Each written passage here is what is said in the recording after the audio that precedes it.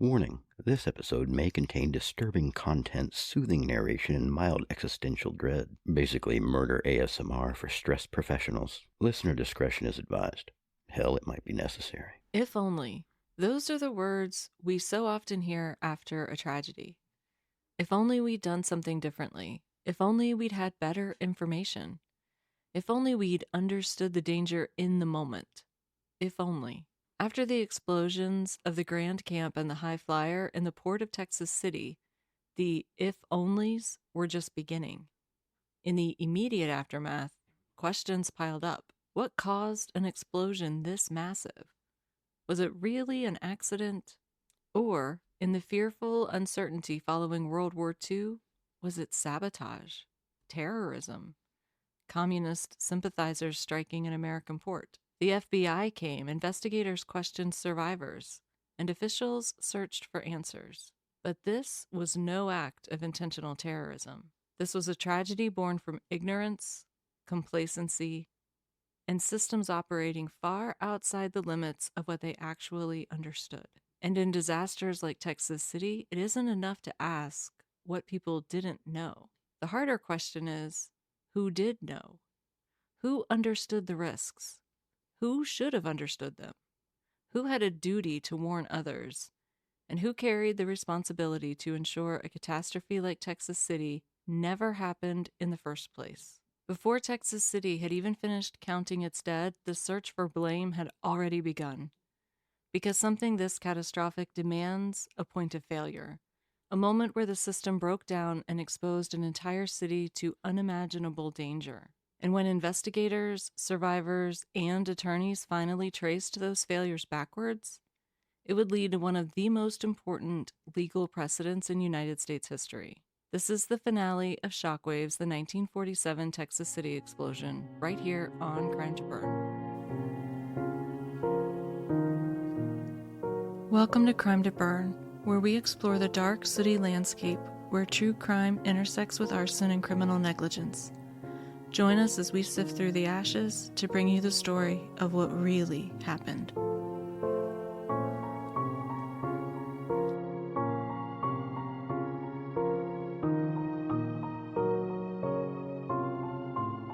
Welcome back to Crime to Burn. I'm April, a fire protection engineer, former firefighter, and just this week a huge fan of ceilings, a situation I will explain shortly. And I'm a digital mercenary and professional aura farmer. If you're new here, welcome to the chaos. This week is extra chaotic because our ceiling collapsed thanks to a leak, so we are currently recording from ground zero of dehumidifiers, water remediation, and giant holes through which insulation gently falls like cursed indoor snow. In other words, it's been a stressful week here at Crime to Burn Studios. My normal, very carefully curated creative space with its absolutely necessary 42 comfort items and strategically located charging methods for every device I own is currently trapped beneath a salvage cover, while we attempt to recreate the delightful separation between living space and attic. Kind of looks like the set from E.T. The effect on my writing has been less than ideal. The effect on my nervous system has been similarly concerning. But I have soldiered on to bring you this finale because I didn't want to leave you hanging for a week, and you're welcome. And in return for my bravery during this ongoing moisture-related psychological warfare, I need you to go into your podcast player and leave us a 5-star rating. As a small show, we genuinely depend on ratings and reviews to grow, and honestly, my mental health could use the boost this week. Comment moist. Apple Podcasts and Spotify help the most in terms of discoverability, but all engagement helps. It helps more than you probably realize. So if you would take a second to do that for us, we would greatly appreciate it. We're currently holding steady at 74 ratings on Apple Podcasts and 73 on Spotify, so thank you all so much for that. We got some new Podbean comments this week, so shout out to Lisa for your comment on the Angela Garcia case. And M, I saw your request for more Australian cases. I don't think I currently have any in my immediate queue, but I have added it to my running list of cases to dig into, so if anyone out there has an Australian case they think we should cover, or honestly any case suggestions at all, you can always send those along with your episode feedback or personal fire stories, or home repair nightmares to crimetoburn@gmail.com. And while financial support of the podcast is never required because we will always be free on your favorite podcast platforms supported by ads, you can absolutely support us over on Patreon if you'd like. because Mama needs a new ceiling. The link is in the show notes. Or you can wear some Crime to Burn merch in solidarity as we navigate this recent disaster of dampness and psychological warfare against drywall. The Spreadshop link is also in the show notes. And because things have been a little chaotic over here, I have been largely absent from social media this week while fighting the moisture demons currently occupying our home. But please do follow us on X, TikTok, Facebook, Instagram, and YouTube. And when you see one of our posts, give it a like, favorite, comment, share, whatever your platform of choice allows, because the algorithm is not kind unless you all collectively convince it that we matter. So please and thank you. And a quick note to I Have an Idea 6930, one of our YouTube listeners who takes the time to listen and comment every single week. If you send me an email at crimetoburn@gmail.com, I would like to reward your absolutely persistent support with a couple stickers. Seriously, people who consistently comment and engage with each episode really help the show more than you guys realize, and I appreciate each of you very much. And finally, last thing before we get back into it.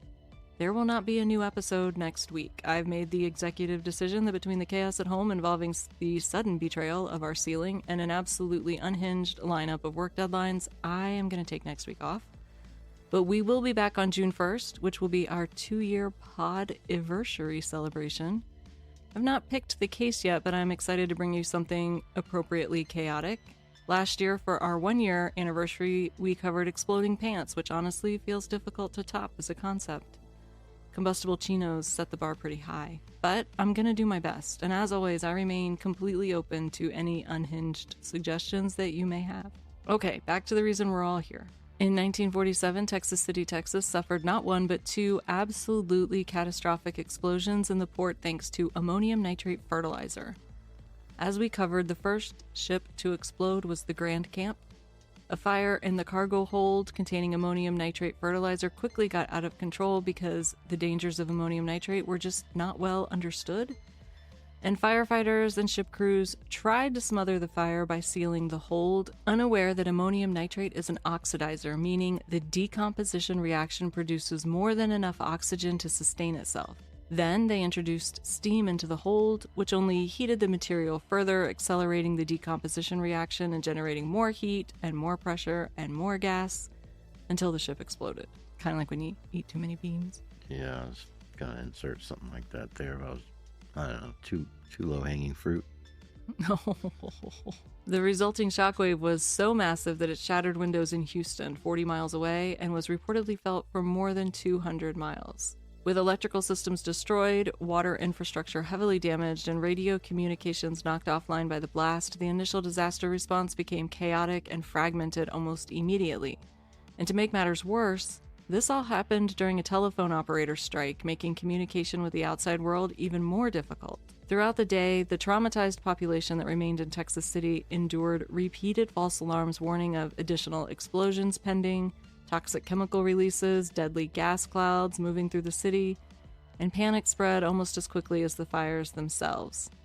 And because of that chaos, when officials finally realized that the High Flyer, the ship moored beside the Grand Camp, was also carrying ammonium nitrate fertilizer and was also now on fire, there was no mass evacuation of the city. First responders were pulled back from the parts of the waterfront where they had been working, but many people remained in Texas City believing that the worst had already happened. And then the High Flyer exploded too. And while the second explosion caused far fewer casualties, largely because the waterfront had already been partially evacuated, the psychological trauma for those who survived both blasts is difficult to overstate. The longshoremen, the firefighters, the railroad workers, the civilians gathered at the docks, they all believed ammonium nitrate fertilizer was stable and relatively harmless. They did not understand how oxidizer fires behaved differently from any ordinary combustible fire. And they didn't understand the amount of energy that ammonium nitrate could release under the right conditions. They just simply didn't know how dangerous it was. But somebody did. In fact, several somebodies did. And to understand who knew what, we need to go backward for a moment and understand exactly how ammonium nitrate ended up in the port of Texas City in the first place. Because ammonium nitrate did not begin its story as fertilizer. During World War II, ammonium nitrate was produced in ordnance plants across the United States because it was incredibly useful in explosives and munitions. In simple terms, it made things go boom. Big boom. The material was shipped all over the world to support the war effort, and because of that, those shipments were heavily monitored and tightly controlled by the US military, because they understood exactly what ammonium nitrate was capable of. They knew the explosive potential that it carried. They also understood what could happen if massive quantities of it detonated somewhere they did not intend for it to, whether that was in enemy hands or aboard a ship or on American soil instead of battlefields overseas. And the military wasn't the only group that understood ammonium nitrate exceptionally well. The United States Bureau of Mines understood it too, because ammonium nitrate had long been used in mining and blasting operations where, frankly, its ability to blow large portions of the earth apart was considered less of a problem and more of a feature, which meant that there were absolutely people in the United States who fully understood the material's risks. The military understood it, the Bureau of Mines understood it. They knew that ammonium nitrate was generally stable under normal conditions, but they also knew that under the wrong conditions, like heat, confinement, contamination, and fire, it carried enormous destructive potential, potentially powerful enough to level portions of a city. So the danger was not unknown, not really. The material itself had not changed after the war. The chemistry hadn't changed. The only thing that had changed was how casually people began treating it. Because after the war ended, there was a massive question waiting back home. Actually, several massive questions, but for our purposes, let's focus on this one. What do you do with all of the industries that were rushed into service during wartime? What do you do with all those factories and plants and the workers whose livelihoods now depend on them? Because once the war ends, suddenly you don't need endless quantities of ammonium nitrate for bombs and munitions anymore. So what happens next? Do you shut the plants down completely and throw entire communities into economic collapse? Or do you find a new purpose for them? Something peaceful, maybe humanitarian, something like food production. Now, to be clear, we're not converting munitions plants into little family canneries making green beans and peaches. But ammonium nitrate had other very useful purposes, because when it's not blowing things apart, it is extremely effective as fertilizer. Ammonium nitrate is very rich in nitrogen, and nitrogen is essential for healthy crops and productive farmland. And after World War II, Europe desperately needed food production restored. Entire agricultural regions had been devastated by the war. Crops were destroyed, infrastructure was damaged, farmland neglected or contaminated, and people were starving. So suddenly, the same chemical plants that had been producing materials for warfare were being reframed as part of a humanitarian recovery effort. But the chemistry had not changed, just the intended target had. But the United States government wasn't going to keep the military in charge of delivering fertilizer around the world. That wasn't really the military's peacetime responsibility. So distribution of ammonium nitrate to these struggling agricultural regions shifted into private industry. And that seems to be where things began to fall apart. Because once ammonium nitrate stopped being treated as a military explosive and started being marketed as fertilizer, the safeguards started to disappear. Suddenly, people with little or no experience handling ammonium nitrate were making decisions about how it should be packaged, stored, labeled, transported, and shipped. And remember, this is still the same chemical compound the military had previously treated with enormous caution. Now it was being sold as something that sounded harmless and routine, agricultural. So the fertilizer was commonly packaged in paper bags, often coated with a waterproofing compound because moisture could cause the material to cake and clump together. But it was also no longer subject to the same strict military storage standards that had specifically been designed to prevent long-term storage, decomposition, and contamination.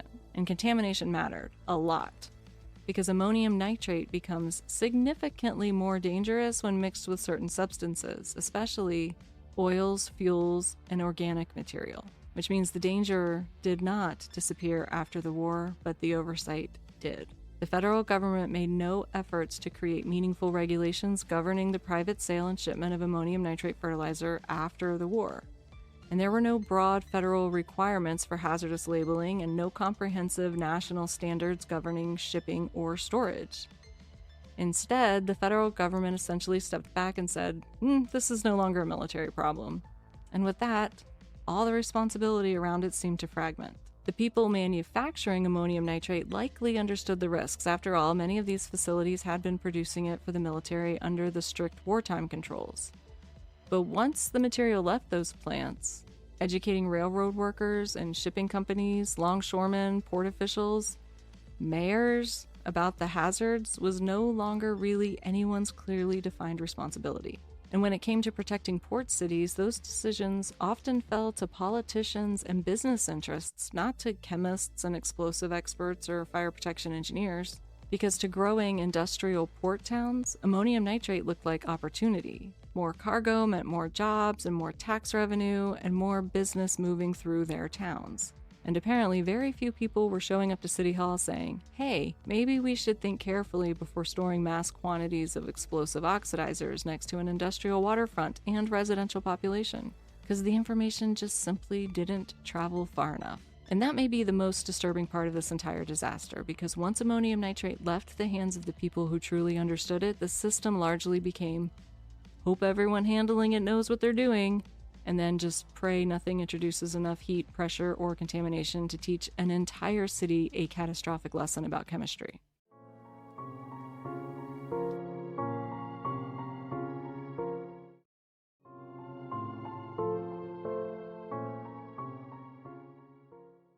So when the Grand Camp caught fire, the longshoremen, the ship's crew, the firefighters, the railroad workers, none of them knew what was already widely understood within specialized pockets of the federal government and the chemical industry. They did not recognize the immediate danger, so the port was not evacuated. First responders rushed toward the ship instead of away from it, and businesses downtown stayed open and children remained in nearby schools. And Texas City continued operating almost completely normally while the Grand Camp burned in the harbor.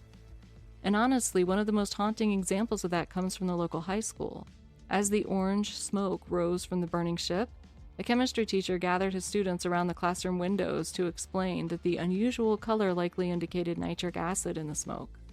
To them, it was fascinating, a chemistry lesson, a scientific curiosity unfolding in the distance. Not a warning that an industrial explosion powerful enough to level portions of their city was only minutes away. So that's how Texas City ended up where it did, a growing industrial port town moving massive quantities of ammonium nitrate with very little understanding of the danger sitting in its own harbor. But here's the part that becomes difficult to ignore. Just up the waterway in Houston, ammonium nitrate was not routinely stored or loaded onto ships. Why? Because officials there understood the risk. At some point, someone looked at the combination of dense shipping traffic, industrial infrastructure, and proximity to a major population center and decided that ammonium nitrate posed far too great of a hazard to ship in and out of the Houston port. So, the material was redirected elsewhere, including Texas City. And that tells us that the danger was not completely unknown in 1947. The knowledge existed. It simply did not spread evenly enough to protect everyone whose lives depended on understanding it.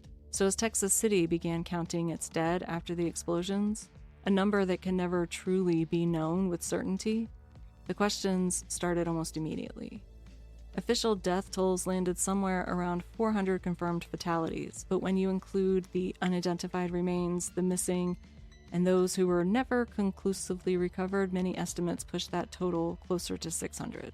And as survivors searched for bodies, identified loved ones, and tried to understand how an ordinary workday had turned into an industrial apocalypse, people started asking a very simple question. Why didn't anyone know how dangerous this was? And when the answer began to emerge, that portions of the federal government and specialized industries did understand the risks, the question changed. Now it became, did the federal government fail in its responsibility to ensure that the people handling, transporting, storing, and fighting fires involving ammonium nitrate understood those dangers too? Because if they failed, this wasn't simply a terrible accident. Maybe someone bore legal responsibility for what happened in Texas City, and if they did, they should pay for it. And this is where the story becomes really interesting. Because before 1946, the year before the Texas City disaster, you generally could not sue the federal government at all. The federal government operated under what's called sovereign immunity, which basically meant you cannot sue the government unless the government agrees to let you sue it. And for a long time, it didn't. But in 1946, Congress passed the Federal Tort Claims Act, or the FTCA, and the law officially went into effect on January 1st, 1947, just 4 months before the Texas City explosion. And the FTCA fundamentally changed the legal landscape in the United States because it created a broad waiver allowing citizens to sue the federal government under certain conditions. Specifically, when federal employees acting within the scope of their duties behave negligently. Suddenly, the federal government could potentially be held financially liable for catastrophic mistakes.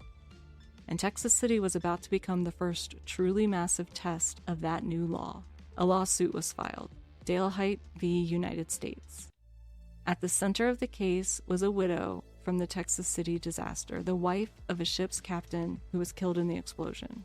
And through her lawsuit, hundreds of grieving families pinned their hopes on the idea that someone somewhere could finally be held legally responsible for the chain of failures that had devastated Texas City.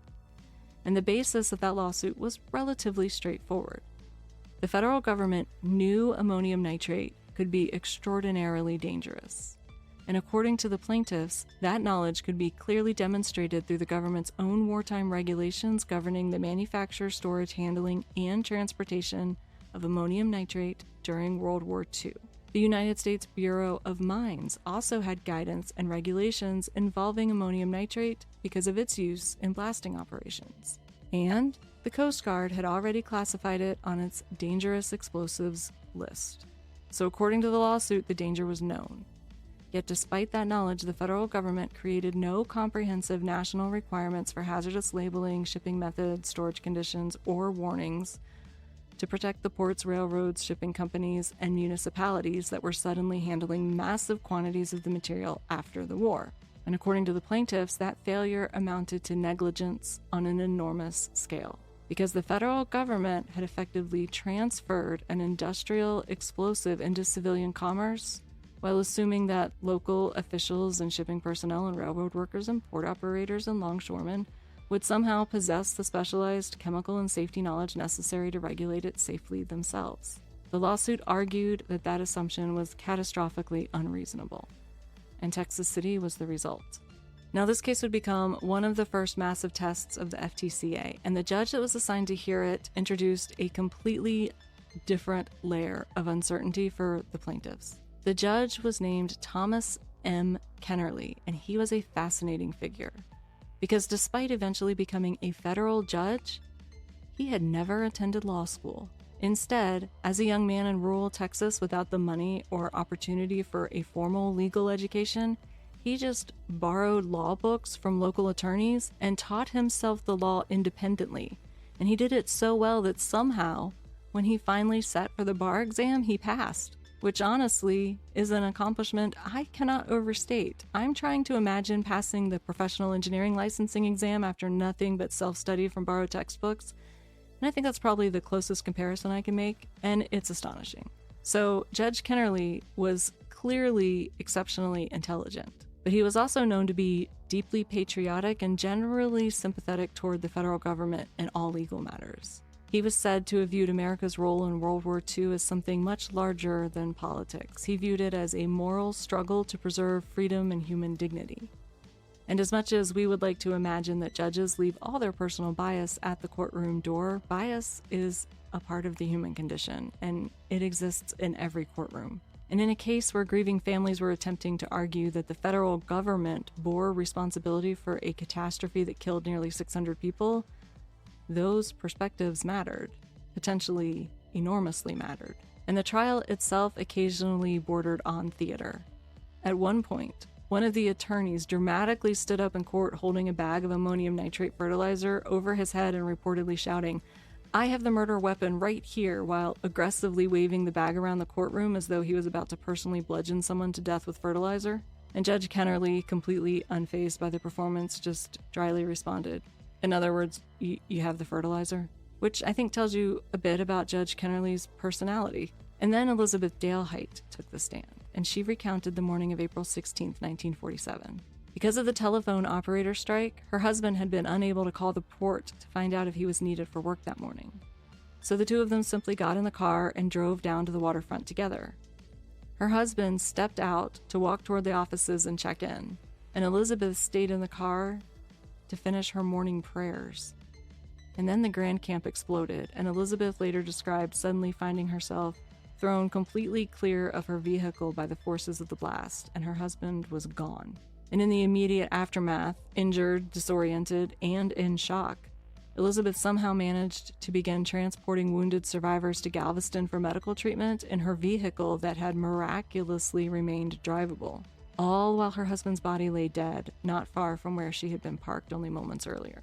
The defense, the United States government, argued that the disaster was ultimately caused by the people of Texas City themselves. Their argument was essentially that local officials and port operators, and even the city, had failed to appreciate and properly manage the risks associated with ammonium nitrate moving through their harbor. But when Judge Kennerly finally issued his ruling, it was devastating. He wrote, quote, "This record discloses blunders, mistakes, and acts of negligence, both of omission and commission on the part of the defendant, its agents, servants, and employees." And then perhaps even more strikingly, quote, "It discloses such disregard and lack of care for the safety of the public and of persons as to shock one." And then came the line that honestly stopped me in my tracks while I was researching this case, because Kennerly wrote, "When all the facts in this record are considered, one is not surprised by the Texas City disaster. The surprising thing is that there were not more of such disasters." And honestly, that may be one of the most damning judicial statements I've ever read about industrial safety failures.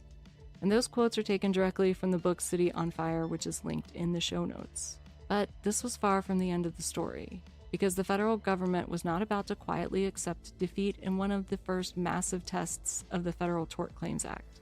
So they appealed. And in the appeal process, the government changed strategies, because arguing that the people of Texas City were responsible for their own destruction had not gone particularly well in the original trial. So now the focus shifted. The government's new argument was no longer, "Oh, we didn't do anything wrong." Instead, it became something much broader and far more consequential. And if I were to summarize the spirit of their argument in very plain language, it was essentially, sometimes the government has to make dangerous decisions in pursuit of larger national interests. Now, that's my phrasing, not the legal wording they used, but that was the underlying philosophy of the appeal. Because the federal government argued that the production and international distribution of ammonium nitrate fertilizer after World War II was deeply tied to American foreign policy and global stability, that we should overlook the mistakes they made. Remember, this was the beginning of the Cold War, and there was fear of Soviet expansion and growing communist influence, and it was shaping nearly every major geopolitical decision that the United States made. And from the government's perspective, helping to rebuild Europe mattered enormously, because devastated economies create instability, and instability creates desperation, and desperation creates opportunities for hostile political influence. So the government argued that programs designed to help restore agriculture and economic stability overseas, including fertilizer distribution, were fundamentally policy decisions tied to national security and foreign affairs, basically fighting communism. And under the FTCA, certain governmental policy decisions were protected from liability. In other words, the government argued that even if mistakes had been made, those mistakes occurred within the scope of protected discretionary governmental functions tied to broader national interests. And therefore, the federal government could not legally be held liable under the FTCA. And that is where accountability died in the Court of Appeals and later upheld by the United States Supreme Court. To me, it almost reads like the government was saying, "We were on a mission to fight communism, mistakes were made, but policy priorities outweigh protection." Or perhaps more bluntly, "Oops, but we were busy saving you from communism." And honestly, I would love to hear your take on it.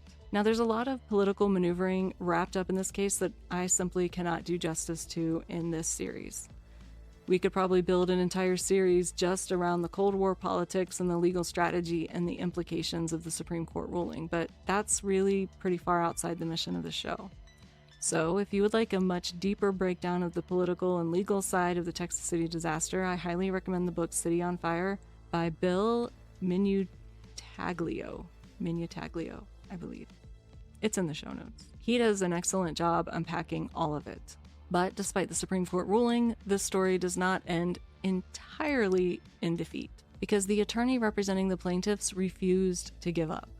After losing in court, he essentially began a personal crusade to pressure Congress into appropriating relief funds for the victims of the Texas City disaster. He began mailing newspaper clippings and reports to congressional representatives documenting payments and compensation being made for all kinds of wartime damages and international claims.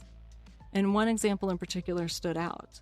At one point, the United States government paid approximately $2 million to the Japanese government as compensation for injuries suffered by Japanese citizens exposed to radioactive fallout after their fishing vessels were caught too near an American atomic weapons test.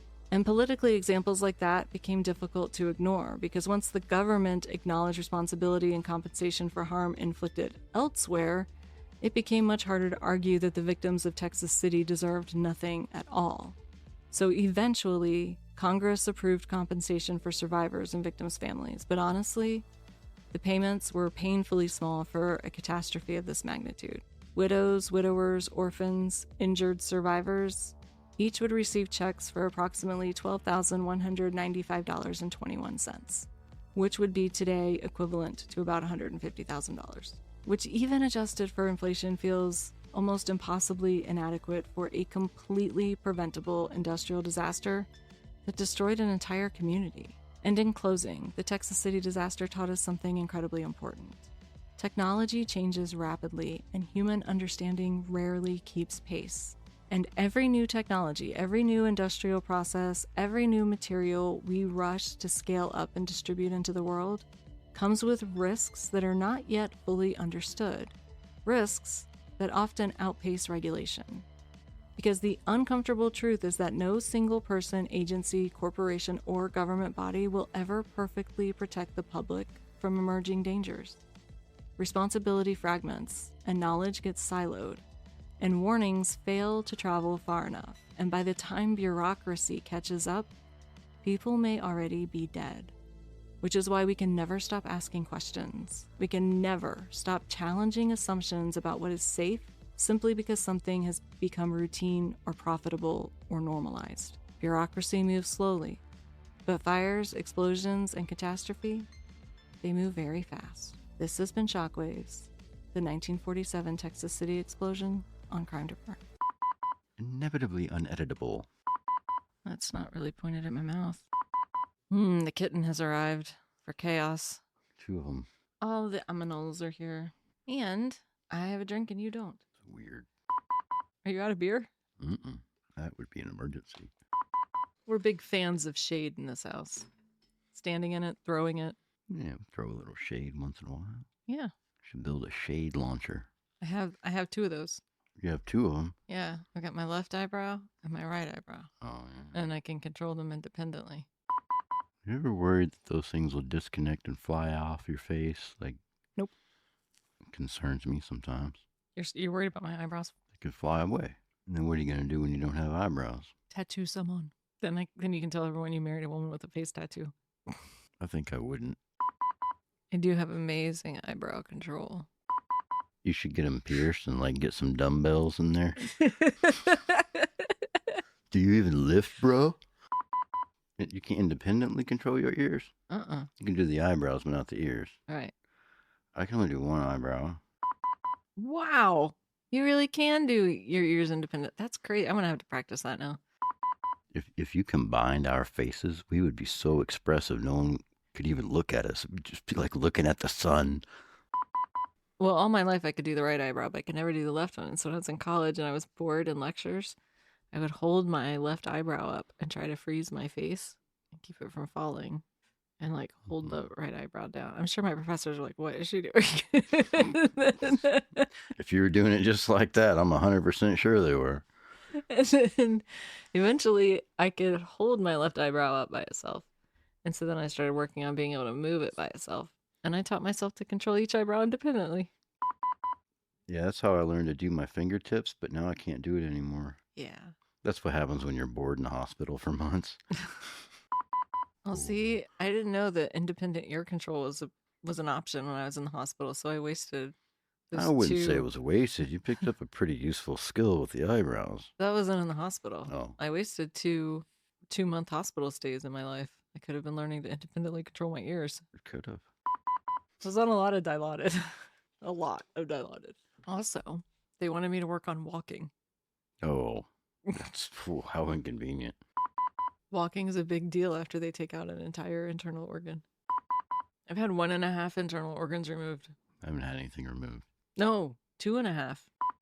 I had a gallbladder, my thyroid, and then, the left lobe of my liver. All gone. Poof, gone. All gone. Pause for kitten gymnastics. You attacked my toy? It's my toy. You attacked my toy. In 1947, I lost my voice. That was a long time ago. You should have got it back by now. Entertain me. What do you think I am, man? I'm not the internet. People can't see me or a farming right now, but they should know what's happening. You're already attracting weirdos with your eyebrows, man. Just take it easy. We have all kinds of new stuff. We got new toys. Toys. Yeah, we got a new jack because we got a flat tire. Oh, that's true. We got a new dehumidifier because we had water damage. Right. We're getting a whole new ceiling. We finally get rid of the awful plaster stamping that we don't like. Now we had to get a new wet dry vac. We had to get a new wet dry vac. We also had to get new light fixtures. 2 new light fixtures. Right. We've only gotten one of them so far, but some PVC. Oh yeah, new pipe. Everyone loves new pipe. Love laying that pipe. Yeah. Practice later. Practice. I'm gonna give you a demonstration. A big spend week at our house. Got new lug nuts for the truck. Yep, got new lug nuts for the truck. And 2 tires. Yeah. It's been quite a week. It's been quite the week. So, while we're taking next week off, instead of not listening to the podcast, can you just go listen to an old episode? We need the support. I gotta figure out what we're gonna do for our 2-year Potiversary episode because I don't know how to top exploding pants. It's hard to make fire funny. Exploding pasties? I don't think I know of any cases of those, but that's gonna be a weird Google search. That's gonna mess up my algorithm. My algorithm's already kind of fucked anyway. There's probably some fire breather out there that thought they would light their pasties on fire, like some fire twirler that did it with their pasties. Oh, twirling. I didn't even think about them twirling. That takes a high degree of nipple control. Yeah, but as you get older, you learn new skills. And when you have longer boobs, you can make a longer spinning circle. And if you do it just right, you could probably slap yourself in the face. No. Slap me in the face with that. Oh, yeah, Grandma, I'll do it. No. I was going to say, you could be like Doctor Strange and open up like a rift, like a portal, a tit rift. Warning, spinning nipples can cause severe eye damage. At least when you drink those things, your burps don't stink too bad. You can smell my burps? I can probably smell the neighbor's burps. This episode's brought to you by bureaucracy, because nothing says public safety like a 7-year committee review process arriving confidently 3 disasters too late. This episode's brought to you by gyrating nipple stems. If you lay on your back, it can be a helicopter. Nipple stems? Those are long. I guess my nipples aren't very stemmy. Yet. Let's hold out. There's still time. This episode's brought to you by bureaucracy, courageously responding to yesterday's problems tomorrow. I don't want to put my nipples in my socks. Can I put my nipples in your socks? His mom had a dog that kept licking itself, and it was frustrating him. He was like, I submit to you that whatever you are licking is either there to stay or gone for good. I feel like the humidifier's fighting for its life up there. Well, we are in the deep south. What do you want it to do? Suck this place dry. You might need to put on some music or something. Maybe this place could do a little dance for it or something. Do a little dance. Dry little wood. Dehumidify. Stay dry. I don't want to think about moisture. Oh, I do. Moisture in all the right places. We have moisture in all the wrong places. Like flashlights. Flashlights like you too. You want to go look at our hole? I'm always up for looking at your hole. You want to go see if the hole's dry yet? If I'm around, it'll never dry out. All right, let's go. I've had enough.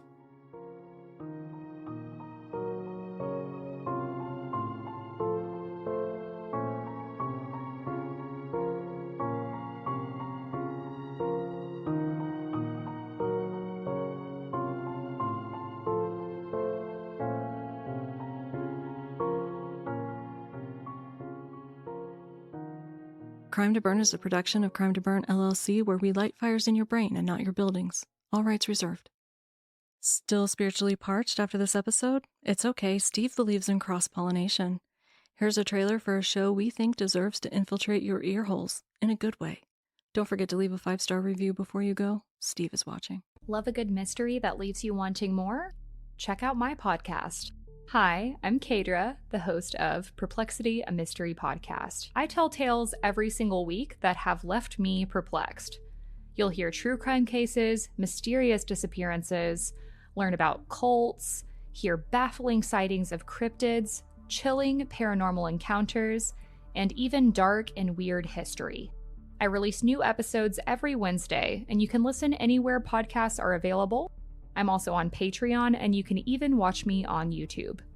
Perplexity, a Mystery Podcast. Stories that will leave you perplexed.